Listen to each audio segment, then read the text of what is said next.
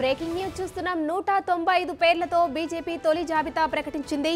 వారణాసి నుంచే మోడీ, గాంధీనగర్ నుంచి అమిత్ షా పోటీ చేయనున్నారు. ఇక మొదటి జాబితాలో ఆంధ్రప్రదేశ్ పేరు లేదు.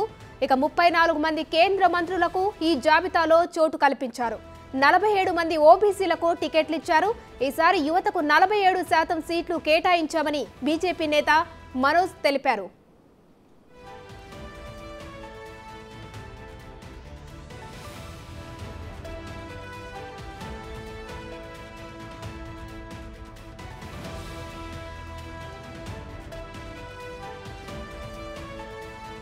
ఇక తెలంగాణ నుంచి 9 నియోజకవర్గాలకు అభ్యర్థులను ప్రకటించారు.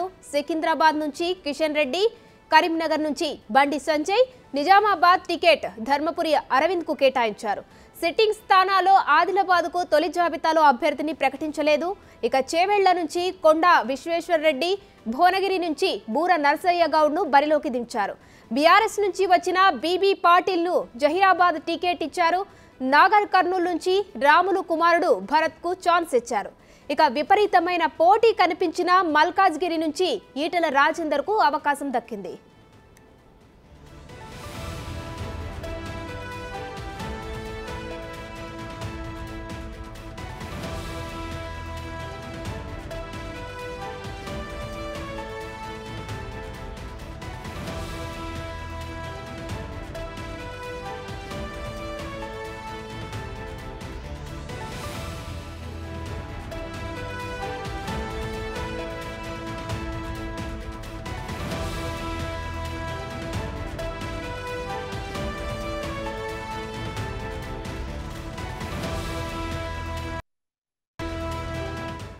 ఇక బీజేపీ 195 పేర్లతో తొలి జాబితా ప్రకటించింది. దీనిపై పూర్తి డీటెయిల్స్ మా ప్రతినిధి ఢిల్లీ నుంచి శివ లైవ్ లో అందిస్తారు.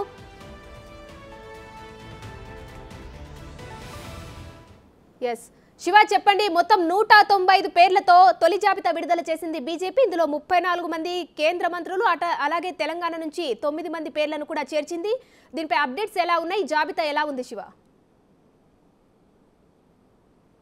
రైట్ ఉమా, మొత్తం 543 లోక్సభ స్థానాలకు సంబంధించి మూడో వంతు అంటే దాదాపు 195 మంది లోక్సభ అభ్యర్థులను బీజేపీ ప్రకటించింది. కొద్దిసేపటి క్రితమే వినోద్ తావ్డే 195 మంది అభ్యర్థుల జాబితాను చదివి వినిపించారు. దీంట్లో గతంలో ఏదైతే వారణాసి నుంచి ప్రధాని నరేంద్ర మోడీ పోటీ చేశారు, అలాగే ఇటు అమిత్ షా కూడా మొదటి జాబితాలో తమ పేర్లను ప్రకటించారు. ఇక మొత్తం అన్ని రాష్ట్రాలకు సంబంధించి 195 అయితే దీంట్లో ఓబీసీలకు, మరో మహిళలకు, ఇతర కులాలకు సంబంధించి అన్ని కులాలకు సంబంధించి మొదటి జాబితాలో ప్రాధాన్యత కల్పించారు. మొత్తం దీంట్లో సిట్టింగ్లకు కూడా ప్రధానంగా గతంలో ఎవరైతే సిట్టింగ్ అభ్యర్థులు ఉన్నారో వారందరికీ సంబంధించి 100 నుంచి 110 మంది వరకు అభ్యర్థులకు కూడా మొత్తం 543 స్థానాల్లో కూడా కోత విధించినట్టుగా తెలుస్తోంది. ఇక తెలంగాణకు సంబంధించి మొదటి నుంచి అందరూ ఊహించినట్లుగానే 9 మంది అభ్యర్థులకు జాబితాకు సంబంధించి సిట్టింగ్ స్థానాలకు సంబంధించి మొదటగా 3 పేర్లు వినిపించాయి. తర్వాత సోయం బాబురావు మాత్రం కొంచెం డైలమాలో ఉంది, తర్వాత ప్రకటిస్తారన్నారు. అలాగే దానికి సంబంధించి కూడా సికింద్రాబాద్ నుంచి కిషన్ రెడ్డి, బండి సంజయ్ కరీంనగర్, ధరంపురి అరవింద్ నిజామాబాద్, వీరు 3 పేర్లు సిట్టింగ్తో పాటు రీసెంట్గా మొన్న జాయిన్ అయిన పి రాములు కుమారుడు భరత్, నిన్న జాయిన్ అయిన బీపీ పాటిల్, వారిద్దరికి కూడా మహబూబ్ నగర్ నుంచి నాగర్ కర్నూలు నుంచి పి రాములు కుమారుడు